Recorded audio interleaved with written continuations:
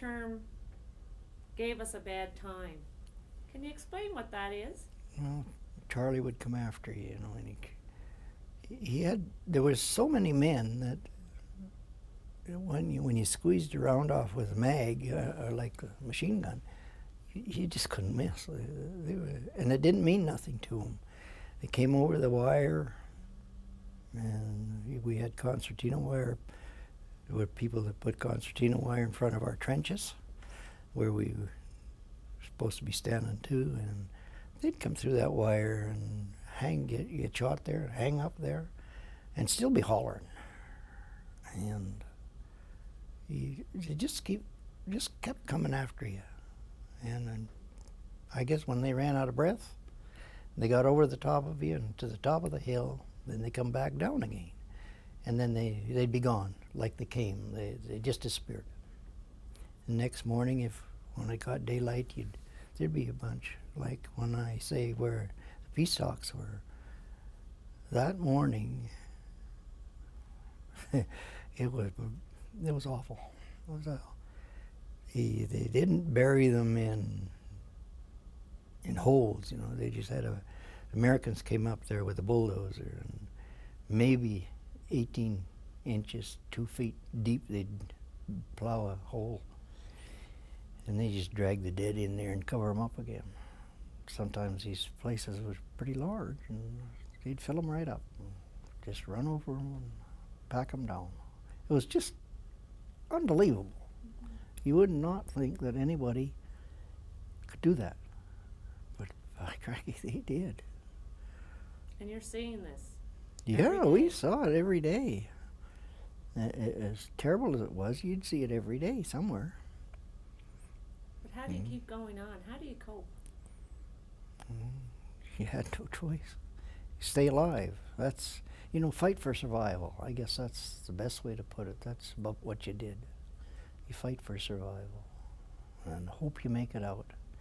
And in one piece, of course. Yeah. I think nothing is worse than seeing your buddy lay there with a hole in his head, or blown to pieces. That's pretty tough to take. But about all you can say is, well, I guess it's you, not me. I know that sounds kind of coarse, but that's what it said. Like I said before, unless you've been there, it's absolutely impossible to believe it. You just can't, because that's the only way you'd ever know. And for that, I'll forever be, I saw it, and I got out with one piece, so for that, I'll forever be thankful. But you got to ask yourself, how did you ever get out of that place? Did you ever have a close call yourself? Oh yeah, well, just only once, but mortar hit the barrel of the Bren, and the butt came up and hit me in the chin, knocked me out, but the mortar didn't explode.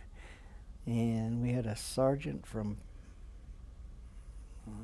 Glace Bay, Barry was his name, and he come walking by, and he says, "What's the matter with you?" And I said, "Nothing now." And I says, "That thing there just about got me," and he give it a kick. Well, it didn't explode again. So I said, "Must be really dead, or you would be." "Oh," he said, "it's probably no good anyway. It was a Chinese, Charlie's had dropped it." But I just about died of fright when he kicked it. I thought, well, this is the end for sure. But no, other than that, I've never had a close call, I don't think. Not that I'm aware of, anyway. So after that episode, you just get up and carry on? Oh yeah, you have no choice. You just go. If the whole outfit moved uphill, you went with it. If it went downhill, you went with it. And one thing good, you never made a decision on your own. That was taboo. That's why you had officers. What about the officers? Pardon me? What about the officers? Some of them were excellent guys. Others shouldn't have never been there. I don't think.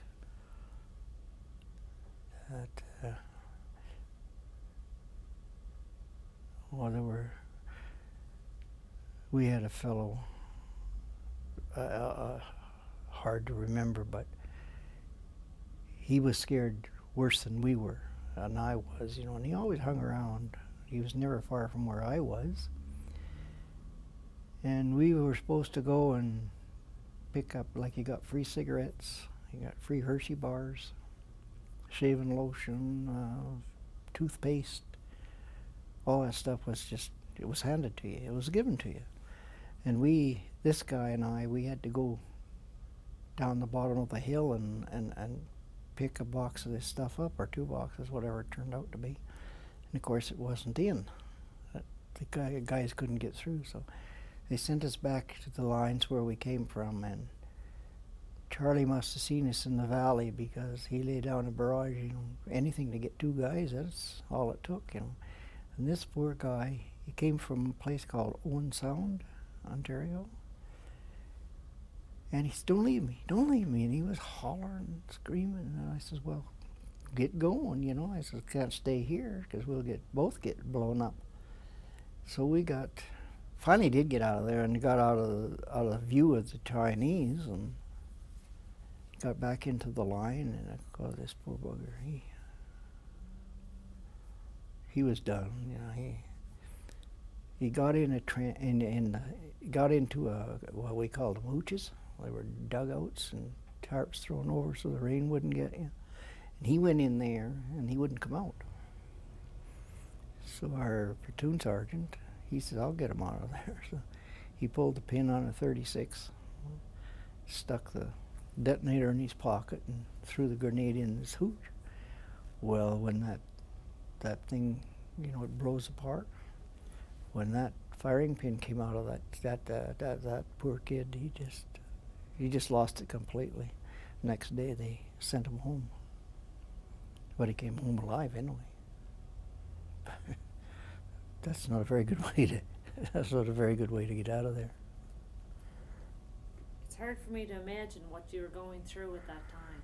Well, I don't think anybody could imagine it. There's no way. Just, you know, that's what I say, you know. Most of our people were Second War vets, and I guess they knew what to expect. And some of them, you know, just because they were Second War vets, it didn't mean they weren't frightened or scared, because some of them were, you could tell. And one sergeant told me, he says, if you ain't scared, you shouldn't be here. He says, you got no business being here if you're not scared, because a frightened man is harder to get to than somebody that's probably got all these marbles with them. I don't know. That's an interesting statement. How long of a time frame would you be up in the mountains? I think PPCLI, and I was in the 2nd Battalion Special Forces, and I think we probably still hold the record of being in the line the longest of anybody ever, and that was over 100 and some days without coming out. And of course, it didn't matter where did you go, you know. And then you always had R&R to look forward to, so you'd fly you to Tokyo, get good and haywire, you know what, and have a drink or 2 and go back. Probably didn't want to go back. Well, not always, no. I only ever went once, but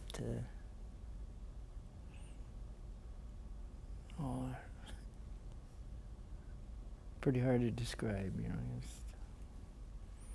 You're supposed to be human, but there's not a thing human about you. And then, well, it was just very, very recently that, I don't know, maybe a year ago, 2 years ago, I thought I was losing my marbles completely at home here, you know. They sent me to well, maybe your people did. They made an appointment for me to see a psychologist here. So I had a talk with him, and he spoke with me and Bernice there. Oh, didn't get any worse anyway. He said I wasn't crazy and I wasn't going to go crazy. So, but I wouldn't have given you 5 cents for that, you know, a long time ago.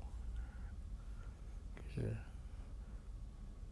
I know when I came home in 1952, and my mom was scared to death of me. So, you know, maybe I was okay, I thought, but, you know, I guess what you do, what you say, how you act, I guess it's different than before you ever got there, you know. What you saw changed you, probably. Oh, absolutely. And it didn't take very long. You know, you got mean. To kill someone didn't mean nothing. Absolutely nothing. Just shoot him, and you know darn well he ain't gonna hurt you when he's dead. You just know that. That's the only thing you do know. And it got so that it was very, very easy. Time you got out, I think, really and truly, I think sometimes, I think yet that they only let you serve a year. And everybody did the same thing, although there are lots of guys who went back for seconds. But the war quit in 1953, if you remember. And they went over as peacekeepers. Whether there are any there now or not, I don't know. But I think the only reason they kept you in there for a year is if they let you go for 2 or 3 years, you'd be a complete basket case. You know, you wouldn't be. Well, I'm sure they wouldn't have let you loose in here, because it was bad enough when we came home. We came home May of 1952. I think it was May. Had to have been, because I got back to Bentley, that was where my folks lived, and that was the 24th of May in 1952. And we got off the ship in Vancouver, and they lined us all up, and we had a big march past and went up Burrard Street in Vancouver, right off the docks. And that's when I found out what a one-fingered salute was all about. Can you tell me about that? So, the only thing is, this native guy I was telling you about, he had it figured out right. He says, they should have never taken our firearms away on us before we got off this boat. Well, he was probably right, because somebody would have paid the price. But you got all kinds of one-fingered salutes. It was crazy. But it didn't last long. Didn't last long. They sent you home and gave you time to think about it. So, you went up to the mountains with a lot of soldiers. Oh yeah. And you come down fewer. Well, with fewer, yeah. There was 516 people killed outright there. And I think there's still 4 or 5 in the hills somewhere they never found. So, the last time I heard, I think they said 4 that they never did find the bodies. But there's 516 laid to rest out there. There's the cenotaph. It was in Pusan, and then it got moved to another place. I don't know where.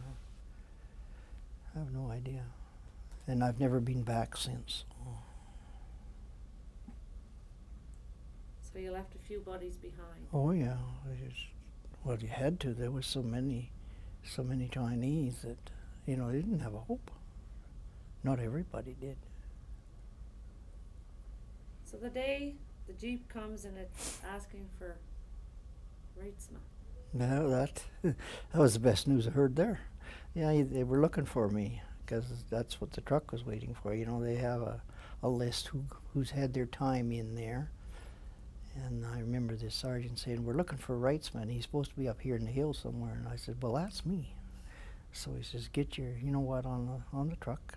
You're going home." And I didn't have to be told twice. No. So what happens from there? They sent us back to Japan, and they kept us in quarantine for 3 weeks, I guess. And I don't know if we had hydrophobia or what, but they kept us in quarantine anyway, and then they put us on a ship. We were on a train first and went back to a place called Curie. And that's where we sailed for home on. In that old tub, it still smelled of cows. It was, I don't know what the Americans used it for during the war, but it was called the Jackson anyway. Oh, sneak. Oh well. You were going home. It was headed in the right direction, yeah. Right. It sure was. It sure was. How was your health at this point? Pretty good. Actually, it was good, yeah. I never really got sick till I got back home, and quite a few years later, but okay. Otherwise, yeah, it turned out real good. So when you look back, there were times you were afraid. Oh, I was afraid all the time. I don't think I could honestly sit here and tell you that there wasn't a day that I wasn't afraid. Because, you know, like that guy said, you know, like that sergeant told me, he says, if you're not scared, he says, you haven't got all your marbles with you and you shouldn't be here. And he was right. He was absolutely right. So what thing contributes to you being a survivor? Oh, I think just good training. You know, it certainly wasn't good brains because you're too scared to use what brains you did have, but I think it was good training, you know, real good training. And especially the group we had training us in Fort Lewis, they were just, those were people that were professionals, you know. They all wore wings. They were all, just about every one of them was 1st Battalion PPCLI, and they were well trained themselves, and they passed it on. I'm sure that's the only thing that got you out of there alive. It's good training. When you look back, your soldiers, your comrades, the people that you worked with, were you pleased with your purpose being there? Well, if you listen to the news sometimes, and they start rioting there over, you know, what we would consider probably a bit ridiculous. All in all, I guess, yeah, you'd have to say you were pleased with what you did, because you done what you went there to do. So, yeah, I think so. I don't really know what else to say to you, but That's great. When you go through all that, was there celebration when you came home? no. Oh no, it was at our house when we got home, all right. But no, we got off the train in Calgary. We were supposed to get off in Edmonton, and that's where my parents were to meet me. And of course, we all got put on the wrong train, and that shook my old dad up. He you know, he knew how the army worked anyway. It was always hurry up and wait, he said. But no. But I did meet them in Lacombe. And So your family was waiting? yeah, my dad and mom, and that's all that really mattered, you know. And then it takes you a while to get your act together. And What did you do when you came home? well, I hung around home till I got discharged in August of '52. And well, I went back to Calgary from home. And I thought, well, by golly, maybe I'll just stay in the military, you know. But this sergeant major, he just chewed me out something fierce. I didn't have my shoelaces pressed. Wow. Yeah, he was PPCLI too, but he'd never been over there. But I took one look at him and I said, sir, I'm getting out anyway. So I said, you can take these shoelaces and shove them. What was his reaction? He just, no one, I don't think anybody spoke to him like that before, you know, because he just sat there with his mouth open, and I didn't even salute the officer I was supposed to. I just turned around and walked out. Next morning I was gone. But I didn't get a dishonorable discharge anyway. I got honorably released is what they called it. That's something for a young man to do that. Well, lack of brains, I guess. When you think back to the sacrifice of yourself and your comrades, would you do it again? I don't think so. No, not knowing now what what I learned in those years. Although, if you're young, you do some pretty funny things, And you sometimes ask yourself, well, these guys that came to the Second World War, they ended up your instructors, they ended up with you overseas, in Korea of all places. They did it again, so maybe, you might, but right now when you're asking, I would say no. Be too scared. Are you proud of the service that you and your comrades gave Oh to yeah, Canada? you bet. Yeah, next to my family, I have 4 daughters and 2 sons. One, we used to call him, well, my son is in Winnipeg, and when I was in the military, they called him the RSM, and that's what he is in Winnipeg, but with the Air Force. And right now, he's in the Mideast somewhere. And my other son, of course, lives in Houston. He's with the oil company. And I have a daughter in St. Albert, 1 in Olds, and 2 in Calgary. But other than the family, I think the most thing I'm proud of is being a vet. That you keep that forever. What occupation did you have upon your return? Well, for a while I went back to the Canadian National, and I worked there in Edmonton for a while. And then I got a permanent job in a place called Pacific, BC. If you know where Terrace is, Pacific is close by. And the only way you could get in there was by boat or train. And I stayed there for 2 years. By then, of course, I was married. And from Pacific, we went to a place called Prince Albert. And I stayed there for 10 years. Then I went to a place called well, I lived in Alex anyway. And that was all with the railroad. Then I got moved back to Edmonton. And then I quit because they wouldn't move my family to Yellowknife. That's where I was working. So I said, well, this is no good. I'm never home. So I quit and I went to Alberta Government Telephones and I stayed there for 26 years, and that's where I retired from. They pay my pension now, so. And they were really good to work for. Really good. Was it easy to get back to civilian life? Well, sometimes sometimes you didn't act like a human, but I had, one guy, I guess I got drunk one night, really, really drunk. And this guy wanted to know, next day he says, well, where did you come from? I said, well, I don't know. I don't even know what you're talking about.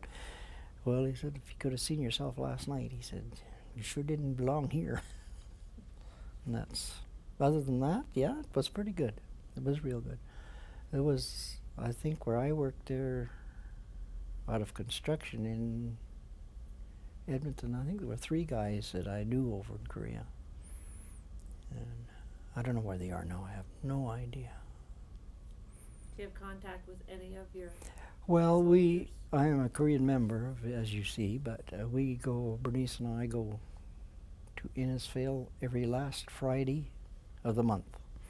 And that's all KVA guys, the guys that were in Korea. You wouldn't be in KVA if you weren't in, because KVA means Korean Veterans Association, of course. And we get to see some of those guys. In fact, we're going next Monday, is it, Bernice? Monday. Yeah, funeral.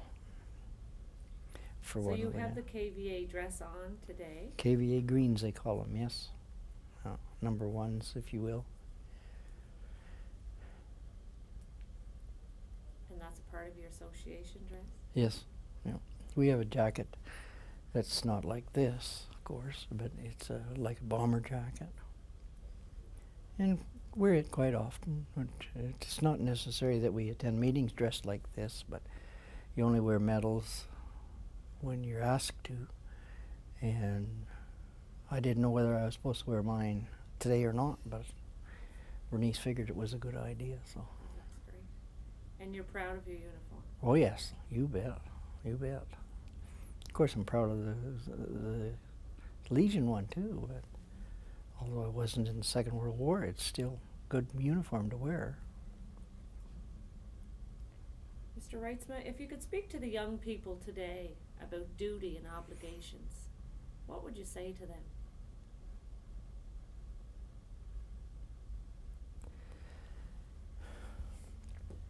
Listen to your folks, I guess. And should you, get some education first of all, should you decide to go to the military, well, by all means do it. But the military is not like we knew it. I just have to listen to my son. And like I say, he's a regimental, what we knew is a regimental sergeant major. He wears the crown down, the coat of arms and the crown here. Not the crown, just the coat of arms. And I listened to him, and, it's just not the same outfit. Just not even close. He said, you can't holler at people anymore like we used to get hollered at and swore at. And you just took that, as long as you got it in your head, don't take anything personal. That was the main thing. But that's what I would say to kids, when the kids ask me, like I just went to, in Legion dress, I went to the elementary school in Eckville, just November the 11th. And those kids, kids are kids. They say what comes to their mind, but now they can't say that anymore because the teachers screen their questions, which is probably the best thing they could have done. Remembrance Day, November 11th. What does this day mean to you? Just about everything. I wore this at our Remembrance Day, and I laid a wreath on behalf of Canada because there was nobody else, so I got to pick on somebody. But I did lay one for the Korean War vets, and that was good. Yeah. But lots of people didn't know what this meant. This uniform meant at all. They asked Bernice, what outfit was he with, or stuff like that. But a lot of people didn't even know where Korea was. Lots of them. And that's why we're doing what we're doing, trying to get that out, get that word out. Well, it's probably the best way in the world, to get it across, because it all falls into their hands one day, and if they don't know anything about it, it's not good either. Mr. Reitsma, is there anything you want to add? Any memory you believe should be recorded? No, I don't think so. You can't remember it all. It's just that at times you get a flashback and you ask yourself, why. But no, I think it was pretty good. All in all, like you say, would you do it again? Just off the top of my head, I'd have to tell you no. But when the time came, probably, if I was a young, I'm 77 years old now. I'm an old guy. And still, a lot younger than any of these guys that were in the Second World War. But whether it was the Second or the Korean, you only die one way, Bullet will